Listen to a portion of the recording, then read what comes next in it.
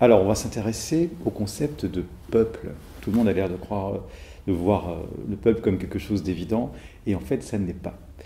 Rousseau, le premier, a inventé le concept de souveraineté générale, avec un modèle de démocratie directe, un petit peu idéalisé, et qui peut-être maintenant redevient au goût du jour. Nous sommes dans des démocraties représentatives qui commencent à s'essouffler. Beaucoup de gens se réclament du peuple aujourd'hui, mais qui est vraiment le peuple?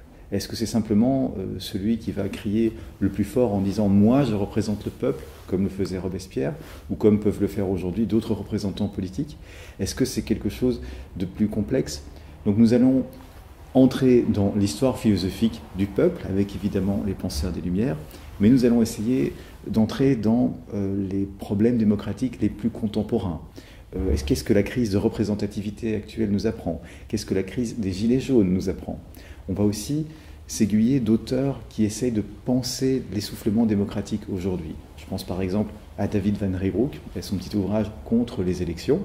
Alors c'est intéressant parce que lui il pose l'idée que toute la démocratie ne se trouve pas dans les élections et qu'il faut impérativement, et peut-être même parfois à la place, imaginer des processus de tirage au sort ou des processus alternatifs.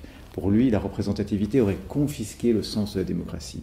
Nous nous intéresserons aussi à un autre penseur contemporain qui fait beaucoup parler de lui en ce moment, qui est un Américain d'origine allemande, M. Munk, et qui lui vient de sortir un petit livre qui s'appelle Contre le peuple contre la démocratie, et qui part de l'idée que le libéralisme d'une part et la démocratie d'autre part sont en train de se dissocier et ne sont plus dans cette évidence et cette connivence.